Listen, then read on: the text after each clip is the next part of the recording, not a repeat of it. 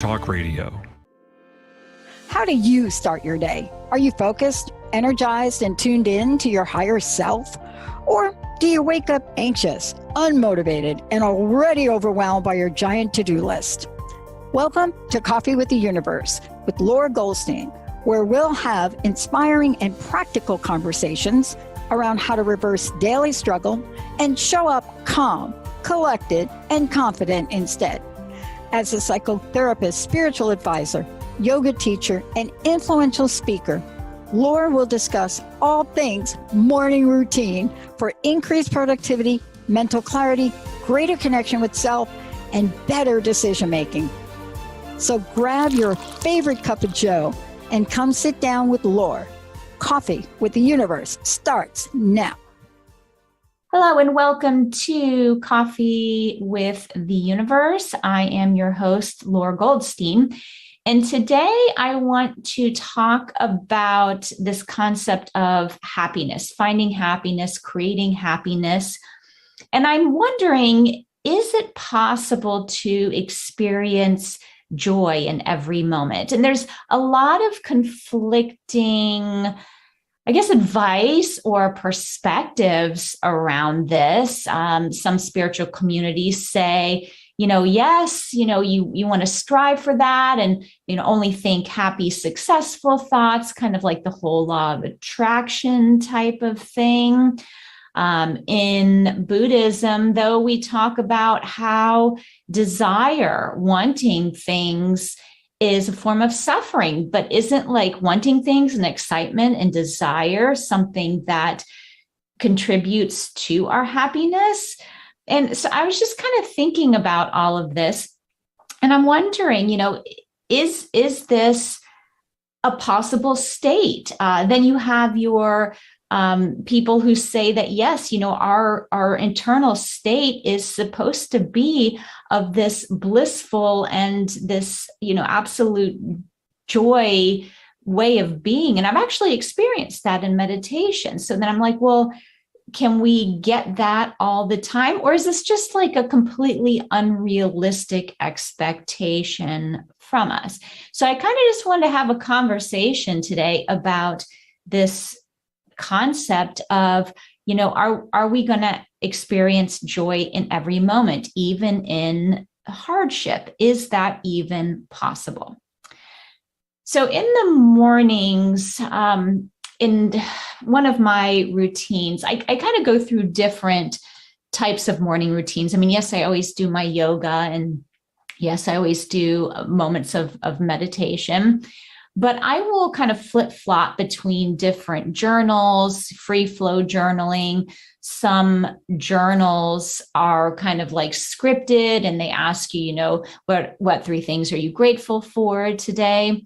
And one of the journals that I was working on had a line that says, what can you do today that will create happiness for you? And I would kind of fill that out, what am I excited about? And, I'll be happy. I'm going to do this. This is exciting.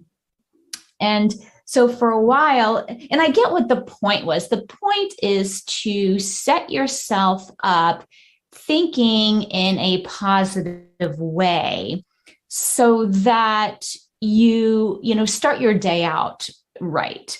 I get it. I understand that.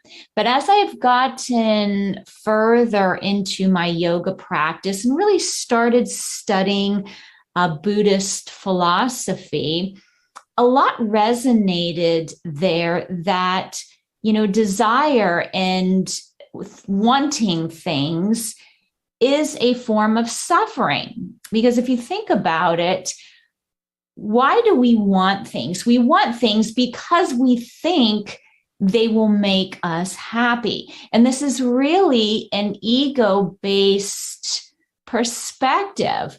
I want a new car. I want an upgraded house. I want this kind of client in my work. I want this, special job. I want this kind of relationship. But while we are so busy wanting and creating this idea of what this should look like for us, we're often missing opportunities. But then when it doesn't turn out exactly how we like it, or we don't get what we want, then it creates suffering. And when you desire something, and I know this, for myself, when I desire something, there's this constant like craving, like, oh, I want to get it. I want to do this. I got to do that. I got to get it. And that in itself can actually be very stressful. I mean, right now I'm in this process of house hunting, and I love to watch like house hunters on TV. So I'm like, oh, house hunting will be fun. And I look forward to this. And, I want to move, and I'm ready for my own place and blah, blah, blah. But it's actually very stressful because I have these lists of what I want, but nothing is really matching up to that. So I'm starting to question, hey, do I really want what I want? Or am I wanting this because I think it will make me happier? I think I need this in a house. And house hunting has actually been very stressful. Yeah, the market conditions are a part of that, but it hasn't been as fun and exciting as I thought it would be. So on one hand, we're told to, create what we want and create these goals and desire and what's going to make us happy and create your dream life. And what do you really want? On the other hand, we now have this philosophy, and a lot of philosophies teach this. If you look at Christianity, not like what religious institutions have done to Christian philosophy, but like the true messages of Jesus. He says kind of the same thing, by seeking these things, it's really just a distraction, and it's a form of suffering. And spirituality, I think, can be very confusing. There's a lot of different messages out there. Another example is someone that I like to listen to on a regular basis is Michael Singer. He wrote The Untethered Soul. He also has the Surrender Experience and a new book coming out actually soon. And he has an ashram in Gainesville, Florida. And what I like about his style is he's very simple. For those that are seeking spirituality, his message is very simple.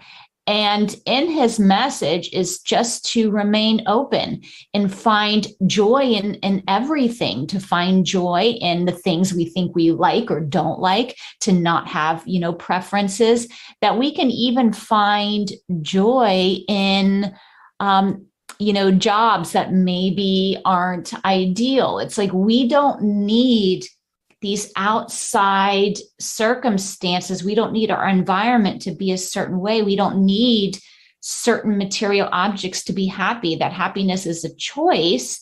And no matter what we are experiencing, we can make that choice. And I thought, really, okay. And his idea is that at soul level, and I actually do believe this, at soul level as a spirit, we are full of joy and it's a blissful state, but we aren't tapped into that. We're identifying with the ego, the mind. We are identifying with what we think, we should be liking, disliking, creating, not creating, doing, not doing. And therefore, we're disconnected from that state of pure joy. And I've actually felt this, like I will be in a meditation session by myself, and like all of a sudden I hit this like just feeling of like light and excitement and joy just by allowing myself to connect to source energy. And I felt that. Now, it doesn't last for very long because all of a sudden I start thinking about something, like my mind gets involved, and, then I've kind of lost that state. But I have personally experienced those moments of just pure joy while I'm sitting, downstairs in the basement on my yoga mat, doing some yoga, and meditation. So I know it exists, but I also know that it is a huge challenge to stay in that state. So I'm thinking, gosh, maybe you have to be like a monk or like a special enlightened one in order to remain in that state.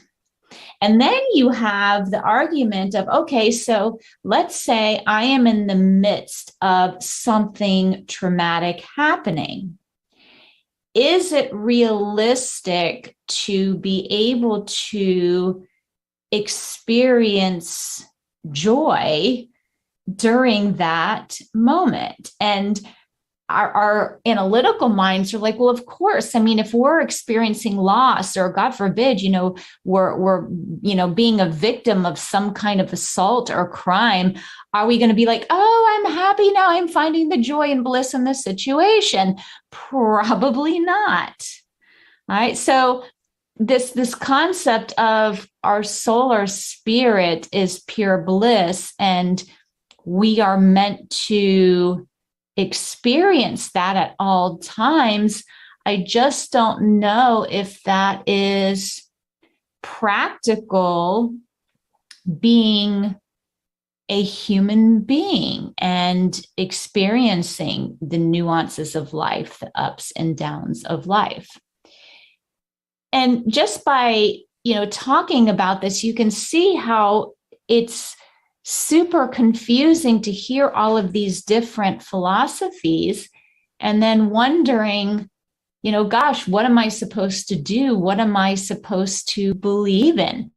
Am I supposed to then have goals? Am I not supposed to want things? Am I, should I just forget preferences and do things that I don't like now because they fell into my lap and maybe it's a sign? What do we do with all of this information that is thrown at us?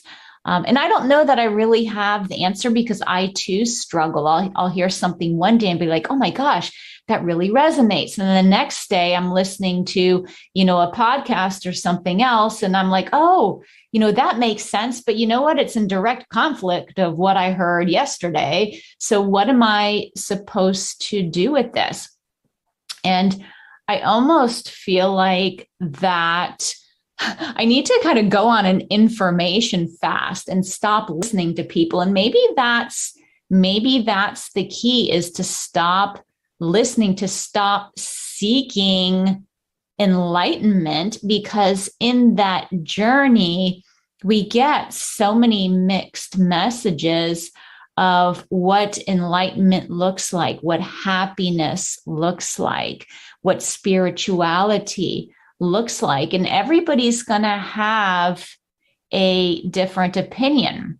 And what I know is when I get my mind involved to try and figure it out, to really sit down and say, okay, what do I believe in? What truly resonates?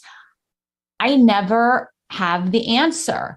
I just don't know, because our minds don't know. All our minds know is the information that we've inputted. I mean, our minds are like a computer. If you think about it, it's stored information. So any information that comes in from all of these various sources, it's information from past experiences, what I've already done. But that's all that it knows. It doesn't know everything else there that I'm not aware of yet. So when I try to get my mind involved in sorting out this process, I stay in this place of confusion. Like, what am I supposed to believe in? And the only time that I find a sense of clarity really is when I am on my yoga mat and when I am practicing meditation and I'm just allowing myself to be and not think about it. That's when I seem to get clarity around this. That's when I seem to be able to just take action and do things without overthinking and worrying about, oh my gosh, I have to be happy right now. I have to, do something or not do something in order to be happy, or like that happiness even matters. I mean, does it matter in the long run? Are we going after the wrong things instead of just being present and enjoying what is in front of us and what is? Are we being distracted and busying ourselves to try and be happy? I don't know. I know I'm just kind of, spinning in circles here, but I think a lot of us go through this. Well, the law of attraction says this, but then, tapping says that. And after the break, I'm going to come back to that because I want to talk specifics in these different, philosophies, I guess you could say. I want to give you specifics just so you can see, hey, I can see now why this, this one makes sense, but so does this one. I want you to be able to really think about this so that you can maybe decide for yourself, hey, you know what, I don't want to put this much energy into it, or I've been, chasing all of these things that are stressing me out. So when we come back, we're going to dive into some of these different, belief systems, perspectives, spiritual philosophies, whatever you want to call them. So I will see you after the break.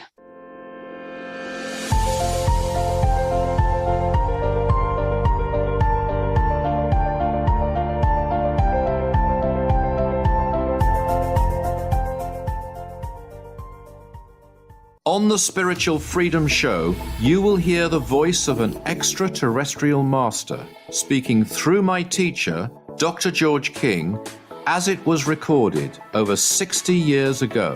I'm Richard Lawrence, and on this podcast, I bring you the 9 freedoms, which I believe to be the greatest wisdom on earth, with practical ways to give global service and attain enlightenment.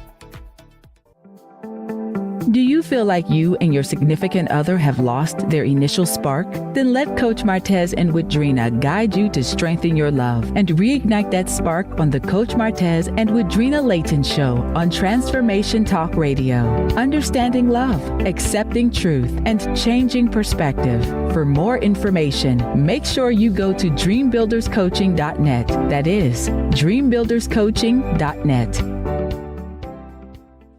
Are you ready for the real results you want? Don't miss the new show, Why Wait? Look better, feel better, be your best from the inside out with me, Georgette LePage. Join Dr. Pat Basili and me monthly to tackle topics that are often seen as roadblocks to weight loss. Each discussion offers you practical solutions for your transformational changes. Find out more about show dates and times or connect with me directly at georgettelepage.com. The wise tell us that beauty is everywhere, if only we know how to look. Here's a simple way to see beauty everywhere. Think of 3 beautiful things, like the laughter of a child, a sunset over the ocean, the sound of a waterfall, the taste of a perfect meal. It can be anything. Just remember 3 beautiful things. Then ask yourself, what do these things have in common? What do they share which we call beauty? The next step is to let go of the specifics, the laughter, the sunset, the meal, and just contemplate beauty itself. This is a heart thing. Leave the mind and go to the heart and find universal beauty. Join me, Sarah Main, on Damayanti, the show for your soul, where we discover beautiful things together. And check out my website, damayanti.store.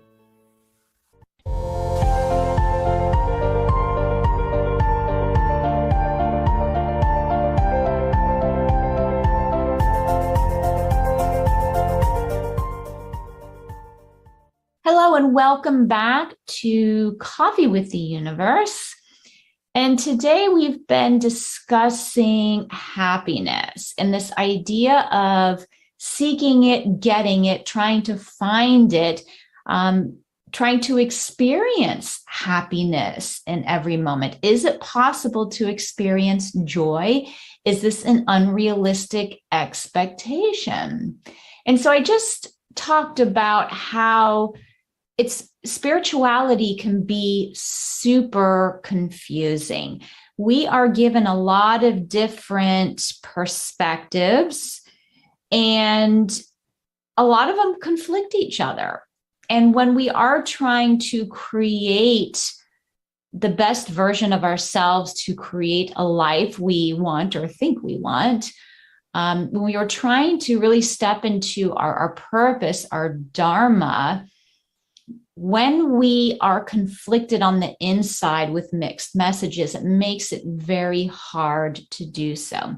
So let's talk about some examples here that we might like have bought into or just watched or even maybe resonate with.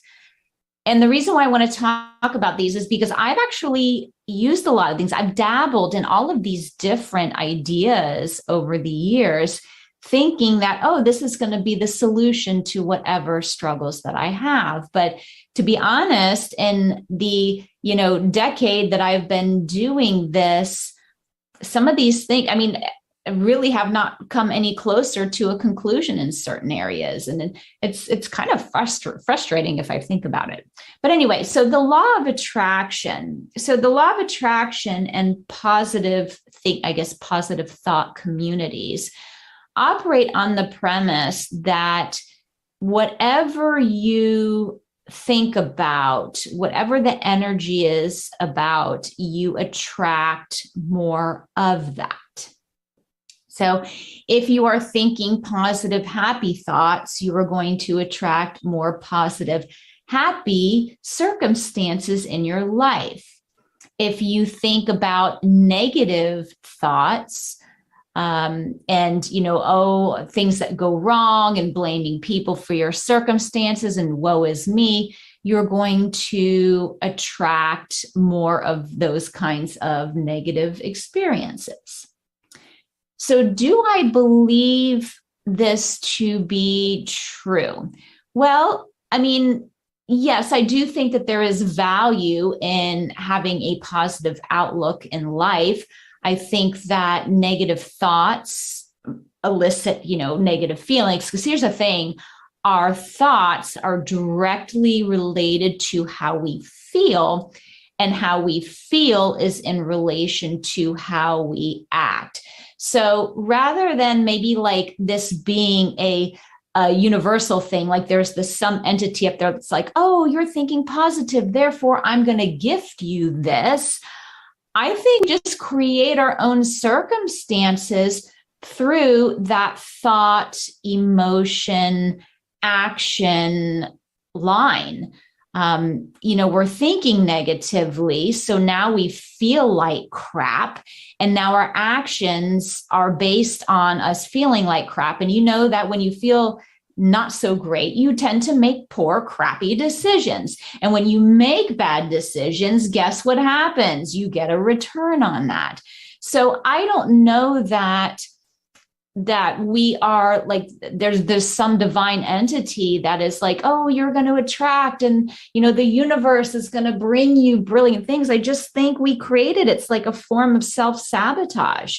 When we are positive in our thoughts, we feel more motivated and inspired. So we're going to take action on that. And when we take action that is based on sound judgment, that is based on some intention and positive energy around that, then we make those kinds of decisions and we attract more of that into our life.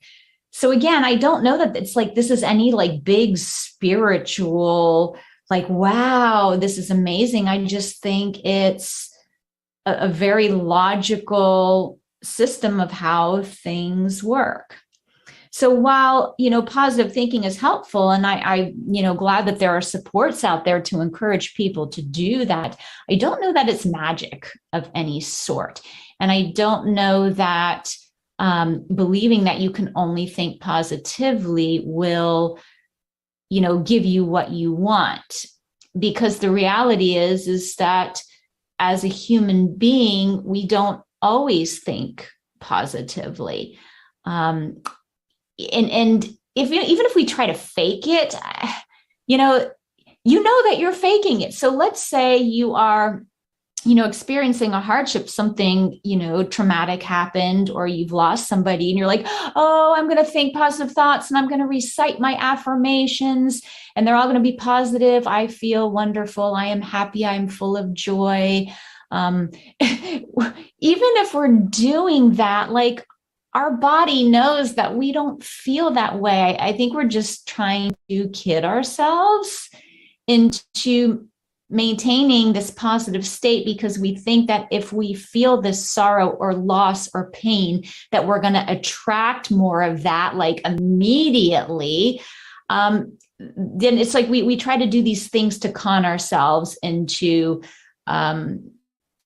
attracting something different. And I just don't think that as human beings, again, that is possible. And so now if we look at tapping, emotional freedom technique, if you don't know what that is, it's using acupressure points on the body to release negative emotions, stress, unhelpful beliefs. So instead of like acupuncture, where you're getting like needles and certain meridian points on your body, we're actually just tapping on them.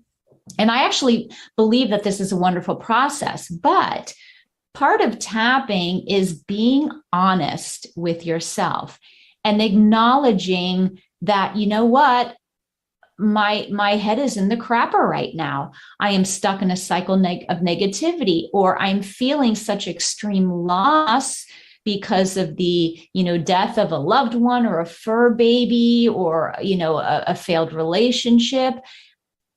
Part of tapping is to acknowledge that, because our bodies aren't stupid. They know, they keep track of how we're feeling.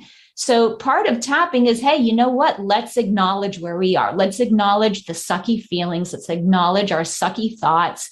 And let's start there. Let's use that as a basis to then release those, so that we can then get to a more positive state of thinking and feeling, thus acting. So if you are this like true believer in the law of attraction and positive affirmations, and I can only think positively, then you're going to see this tool like tapping, which is an amazing tool, and think, well, I can't do it because if I tap on the negativity, I'm going to bring more negativity into my life. And then you've kind of talked yourself out of using this tool in order to really work through feelings that you have. Because in a sense, this idea of maintaining a positive stance no matter, and just using affirmations to work my way out of it is just a way of of suppressing your feelings and what's going on the inside. And if you think about like our insides as a trash can, and if we're trying to suppress our emotions, we're sticking all of these feelings into this trash can. At some point, it's going to overflow and explode. And it's not going to be pretty. Some people explode with anger. Some people go into a tailspin of depression. It just isn't pretty. And when we don't acknowledge these negative states, then we're just stuffing it into our trash can. So we have here the law of attraction. We have tapping. Then we have some of the like Buddhist philosophy. And then I also talked about Michael Singer, who speaks of the eternal state of our divine being is bliss and joy. And we have the ability to tap into that and always feel that presence, that state of joy. We have the power to do that if we can separate ourselves from the ego and really be just like that seat of consciousness.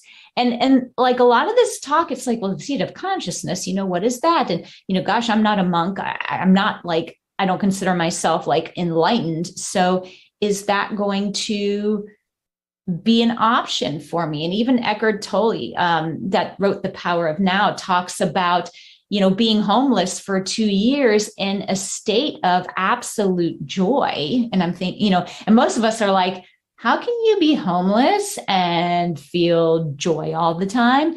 But he talks about his experience of hitting that place of enlightenment, of realizing I am not my ego. There is that personal self, that ego, but then there is that divine being. I am in here, and I, as a spirit, as a soul, am just blissful no matter what. So for some of these philosophies, in order to feel that state of joy, is it possible? Yes, but you almost have to completely shift your way of thinking about yourself. You have to let go of your egoic identity completely, which is quite scary to the egos. We have to not care what people think. We have to detach ourselves from material possessions, and like how we perceive life should be. We have to detach from like relationships with other people. It takes a lot of work, a lot of detachment to be able to quiet the ego enough in order to be in that place like all the time. And most of us haven't hit that point of enlightenment. So we are still identifying with the ego. And it almost seems like an unattainable experience. And, I believe that you really have to be devoted to that in order to get there, if that's what you want. If you want to experience that bliss and joy all the time, you'd really have to devote your life to getting that. It's almost like a lifestyle. I mean, if you're an alcoholic and you go to AA, that's like your lifestyle now. You don't drink, you go to your meetings, to feel that state of enlightenment. It's basically living that practice. And is that then practical? We can have this conversation. What if you have kids, and you're supporting kids? Do you have the time and resources to devote yourself to finding happiness all the time? But boy, wouldn't that be wonderful? I think about not suffering, not like from a Buddhist philosophy. Desire is suffering. Suffering, choosing to suffer is suffering. Wouldn't it be nice to be free of suffering and to, yes, enjoy life and to just be present and be filled with that sense of peace all the time? That would be lovely. I mean, don't we all want that? I don't know. And then we have, I guess you could say, intention setting, goal setting, visioning communities, like vision board, to really envision what you want, to create what you want, to create a 5-year plan, to create a 10-year plan. And again, by doing that, are we setting ourselves up? I don't know about you, but I cannot create a 5-year plan to save my life. I can't even create a 1-year plan. Do you know how many 1-year plans I have created? And then at the end of the year, I look back at that and I really didn't accomplish that. I accomplished other things that I feel were equally as important. but I never really accomplished like this plan that I thought would be ideal for me. Now, I do think there are some people out there that are very driven, and it's kind of like their focus. They set goals and they achieve those goals and they apply all their energy to it. But I don't know. I've never been able to do that. And I wonder if that's just because spiritual growth and where I am now, I realize that by doing that, I personally am missing out on opportunities that are presented to me because I'm like too focused on, oh, this is what I decided I was planning and this is what I'm going to do. That kind of planning comes from our ego, not necessarily from like my dharma, who I am as a divine being. And, so again, I know that I'm speaking on this, and it's probably not giving you maybe any more sense of clarity, but my point is to not necessarily say this is the way, that is the way. It's really to get you to think about, what are you striving for? And, most of us are trying to create this sense of happiness. And are you doing it in a way that you think is going to support yourself? Or are you caught up in all of these different belief systems and actually, sabotaging yourself instead? All right, we're going to take another break. And when we come back, I'm going to talk about what we can do. If this is like super confusing, so what do we do? Just like do nothing? No. So I'm going to talk about, when we come back, what are some of those options that I've found that has really helped me not allow all of this to just like stress me out. So I will see you after the break.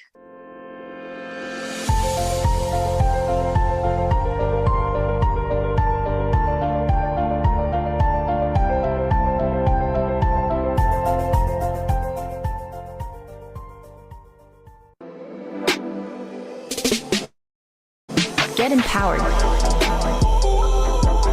on transformationtalkradio.com. As different layers of consciousness unfold in each show, you won't want to miss a second of this.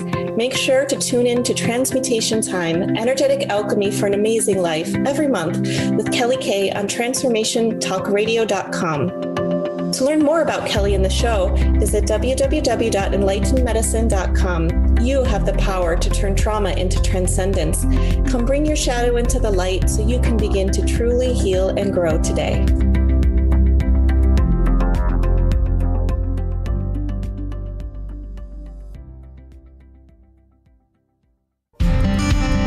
Want to ignite your best life full of joy, passion, and purpose? Then join me, Stephanie James, for The Spark, Wednesday nights, 6 o'clock Pacific Time, 9 o'clock Eastern, on transformationtalkradio.com, and learn how together we can illuminate the world. Learn more on stephaniejames.world. The best is yet to come. Tune into the Dr. Diane Show, where we explore revolutionary expansion of mind and soul every Thursday at 8 a.m. Pacific, 11 a.m. Eastern on transformationtalkradio.com. I bring over 20 years of expertise as a mindset warrior, perspective shifter, and unshakable optimist dedicated to helping you reach your wildest dreams in business, health, performance, and relationships. Join the discussion on the show. Learn more about me, Dr. Diane, and receive a free digital copy of my magazine at naturalnutmeg.com. Not just talk, conversation for profound self-awareness. Stick with us. Your best life awaits on transformationtalkradio.com. What did you say his name was?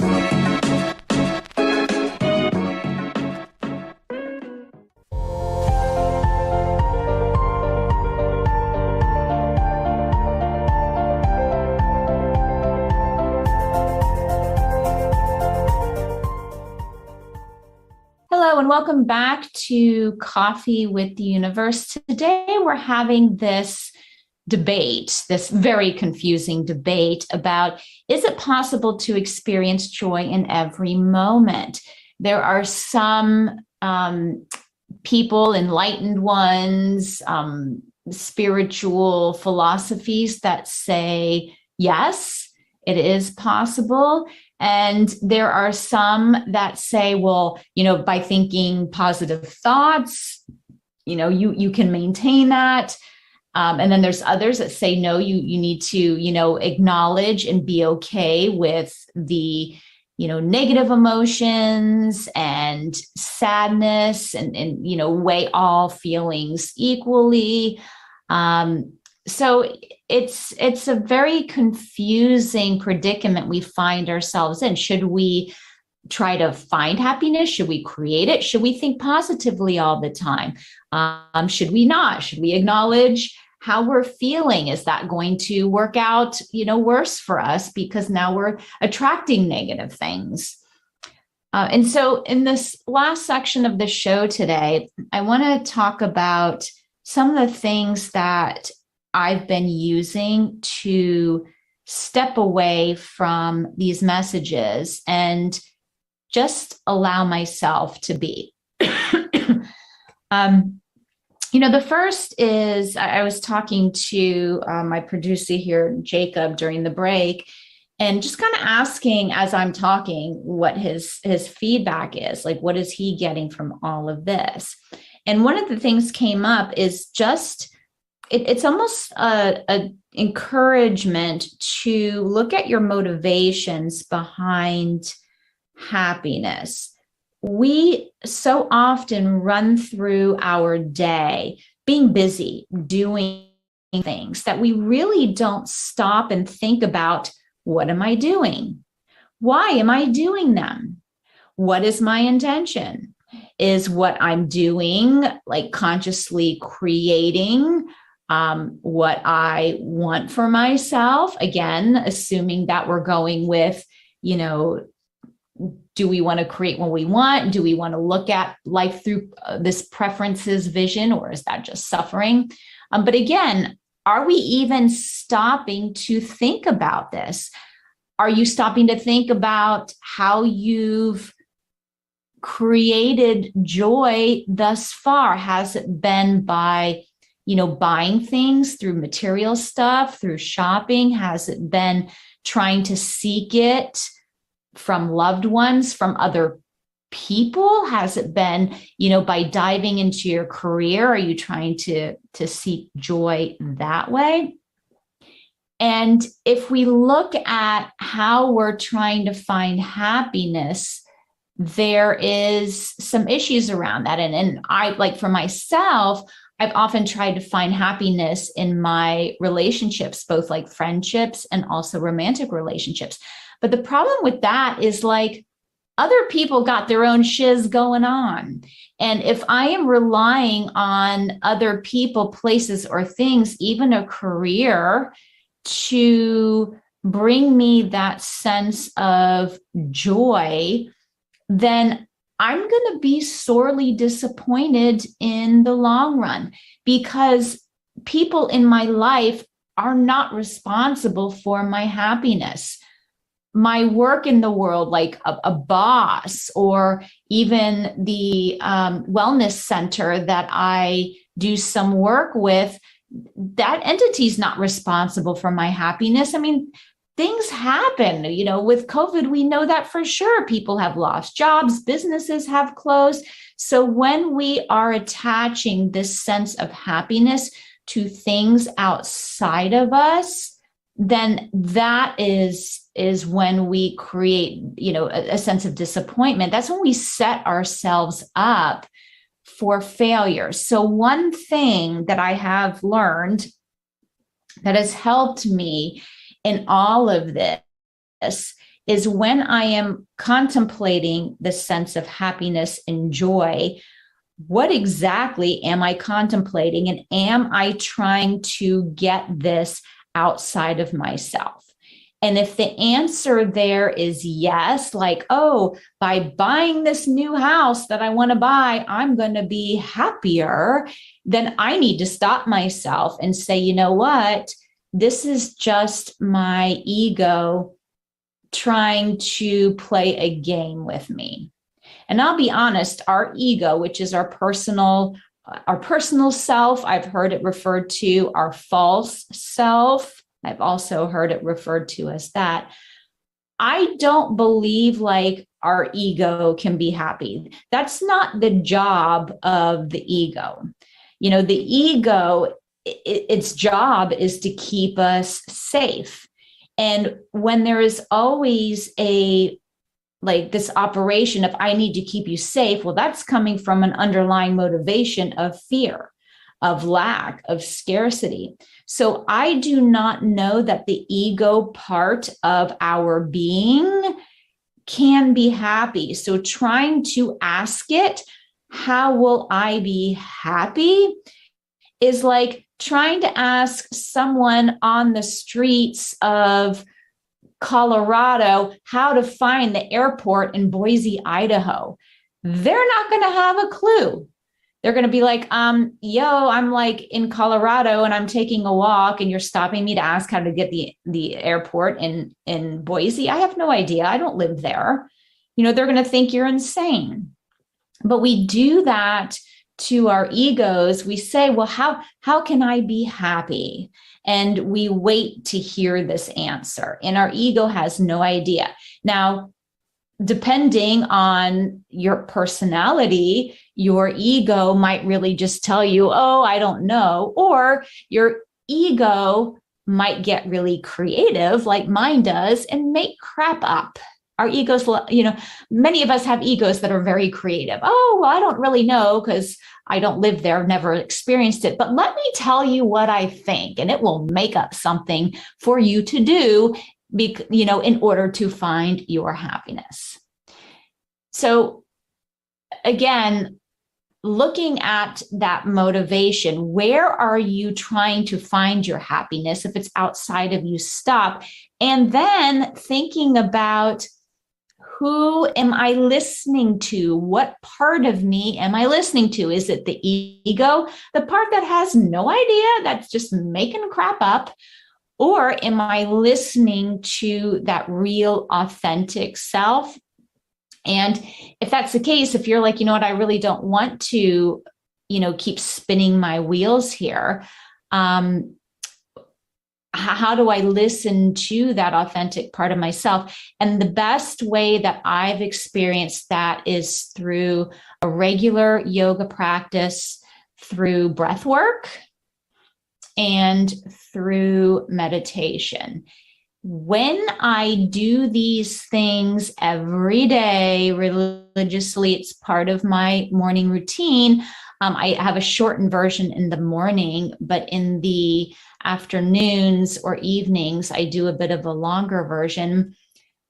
When I do that, it stops my mind from chattering enough that I can have moments to myself. I can either feel that joy with a direct connection to source, because I'm, not blocking myself with gunk and thoughts and, feelings and resentments from the day. I can either have those moments where I feel that bliss and joy, or I have like these aha moments where little nuggets of, this is what you need to do come out. It's like I can hear that inner voice speaking to me. And I know it's my inner voice because it never involves somebody else. It's always like, for me, what I can do, me, not like trying to involve other people or my career or whatever. It's just this internal nudging of, this is what you can be responsible. This is the answer that you seek. So maintaining this yoga meditation practice moves your body, moves your, energy around, which then also quiets the thoughts and the chattery mind so that you can listen to yourself. The fourth thing, I believe this is number 4. The fourth thing that I found is using the tapping and not being afraid of moments where I feel miserable for whatever reason, whether it's fear, guilt, shame, grief, loss. Look, we are human beings. And we are here on this earth. We are actually spirits and souls that are here to have a human experience. And part of that human experience is going to be feeling negative emotions and having negative thoughts. Now, my goal, my idea on all of this is to be okay when those things come up, because that is the reality of life. We aren't going to be happy every moment again, unless we become an enlightened being. And, we just have figured that whole puzzle out. But we are going to experience those ups and downs. And the goal is not to try to suppress that, because we're afraid that if we feel something negative, we're going to attract more negative into our life.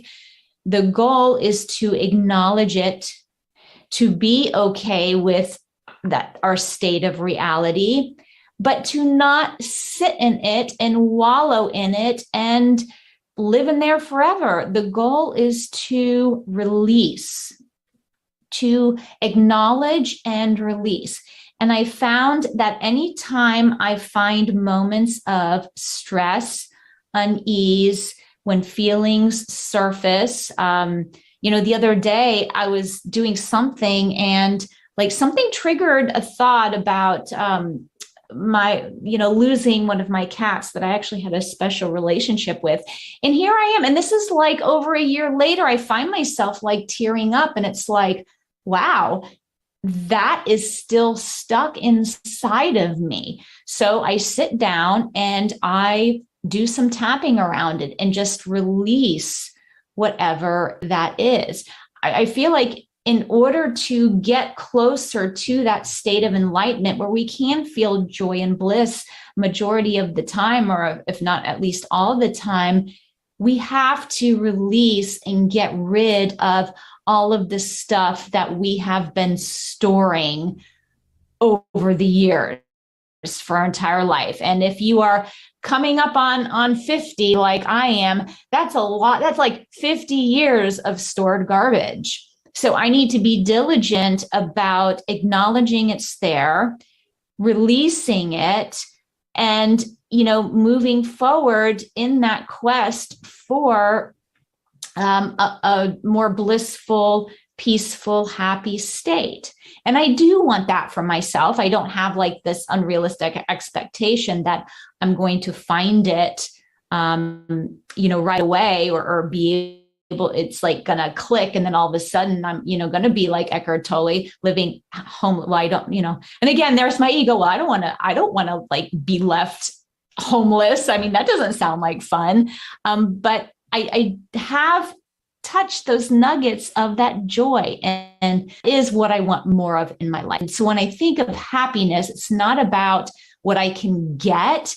It's about connecting to that pure source energy, connecting to myself as a soul, and living there most of the time, listening to that voice and just being there, while also enjoying the human experience and what life has to offer. All right, so thanks so much for joining me for this very confusing debate. I know, is it possible to experience joy? We just have all of this conflicting information. But, unfortunately, in this day and age, we are so inundated by information. It's inevitable in any industry. We get that when it comes to, finances, what to do with our money. We get that when it comes to social media. If you're a business owner, what social media platforms to use. the information is coming at us at a very rapid rate from so many different sources that really, in order to sort it out and find that peace and find that sense of happiness, we need to really go within and stop looking for it outside of us. All right. Thank you so much for listening today. I will see you next time on Coffee with the Universe here on Transformation Talk Radio every third Tuesday of the month at 2 p.m. Eastern Standard Time. Thank you for joining me for Coffee with the Universe. Make sure to tune in next time as I continue to share tips and tricks to help you stop waking up anxious, uninspired, and energetically drained in the morning and feel calm, connected to your higher self, and confident instead. If you would like more information on my morning magic course, please visit cwtu.net/morningmagic. The views expressed on this program are those of the host, guest,